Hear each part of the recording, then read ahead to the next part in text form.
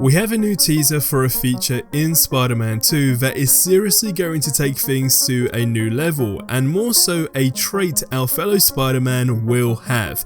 We also have some new info on shared skill trees in Spider-Man 2 and what it actually means, and lastly, this game has a random connection to Red Dead Redemption 2. Wait, what? Yep, I said the same thing. If you can leave a like, it helps a ton, but turn that into a dislike if you get to the end and did not enjoy the video. So an important piece of news just released as I'm making this video, and two bits to be specific. First up, it's now confirmed that you can use web wings in the game at any given time. They have said, and I quote, "deploy at will." Secondly, it is now confirmed that the footage we saw is from an old build of the game and not new.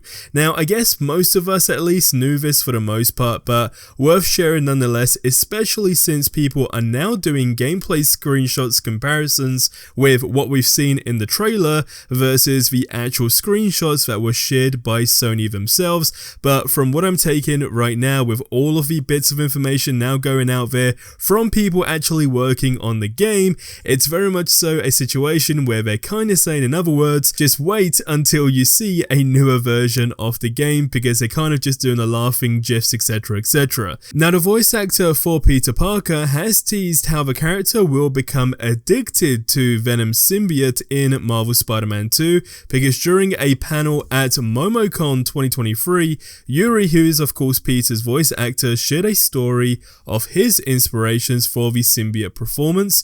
More specifically, the direct comparison that could be made for Peter's reliance on the Venom symbiote is, drumroll, an addiction. Now, Yuri stated that they look towards the behaviors of addiction, trying to find out the different levels of it.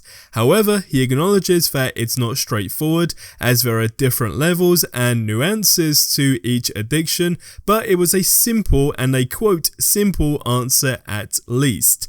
Now, they also took special care in differentiating his performance as the normal happy-go-lucky Peter and the aloof Spidey with the symbiote. He also teased that there is more in store than what the Spider-Man 2's gameplay trailer showed, and that he's excited for fans to experience the game, stating they, and I quote, ain't seen nothing yet as well. So again, just taking that into account, plus the fact that what we've seen is an old build, and the people working on the game at Insomniac kind of just teasing the fact that the new build, in other words, is significantly better, at least visually, does get me very excited to say the least. Now, with the ability to switch between both Spider-Men in this game, senior community manager Aaron at Insomniac took to the PlayStation blog to describe how progression and upgrading either character will actually work. He says, and I quote, "Between Peter's new symbiote abilities and Miles' newfound blue bioelectric powers, each Spider-Man has their own unique set of skills that can be upgraded via an all-new individual skill tree.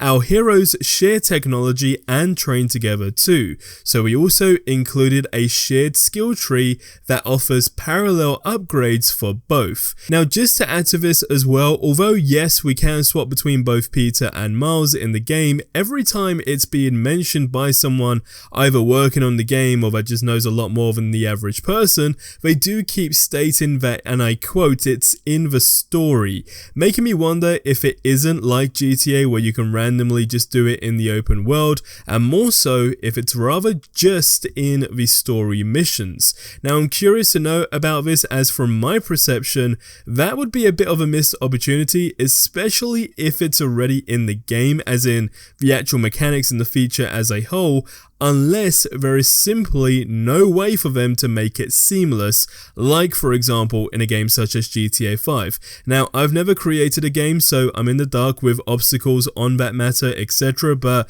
let me know your thoughts on this in the comment section below. Now, Marvel Spider-Man 2 has a surprising connection to Red Dead Redemption 2.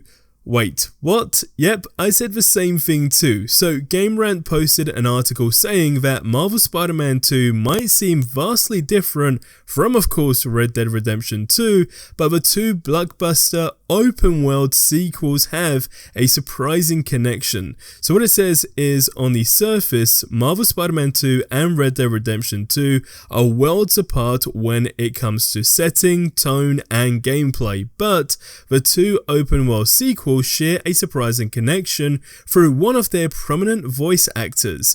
So Kraven is basically voiced by someone who goes by the name of Jim Perry, who previously played the ruthless Angelo Bronte in Red Dead Redemption 2. Now, a Reddit user who goes by the name I Alex First pointed out this connection via an image, and also leading others in the comments basically just to note the striking similarities between both Bronte, Kraven, and Hunter from, of course, Marvel Spider-Man 2. Now, this includes the stunning irony of Bronte's eventual death in Red Dead Redemption 2, which sees him being eaten by an alligator after being drowned. Now, in contrast, Kraven, of course, is hunting a large reptile in the form of a lizard during the latest Spider-Man 2 trailers. So, is that just a coincidence, or is that a well thought out Easter egg already? Let me know in the comment section below. But to conclude this, I mean, where we stand with the, I guess, the shared skill trees being the most important that I know a lot of people have questions on, is very much going to be on an individual basis, but when they train together, that's when we can, of course, upgrade those abilities and easily access them when we are playing each character in the game. But again, if there is already a skilled, I guess, skill tree for the most part, that does then go to the question on, okay, well, if we know that every time they say about character switching abilities that it's specifically in the story, is that just basically saying it's non-existent in the general open world aspect of things? So when you're just free roaming around, does that not exist at all? Or are they simply just holding out to actually show us gameplay? Because in an ideal world, I guess how it would go, in my opinion, is the next bit of gameplay that we see is going to show us things like the general open world on the new version of the game, so the new build, randomly being able to deploy the web wings, so seeing that in action maybe when you're just in mid-swing. But then most importantly, what would really be the icing on the cake is, of course, you just randomly switch over to Miles or vice versa, you go to Peter, and again, depending on how he's going down in terms of that path with the symbiote, is it going to be a situation, again, like in GTA, where if you switch characters at any given time, they might just be doing something completely random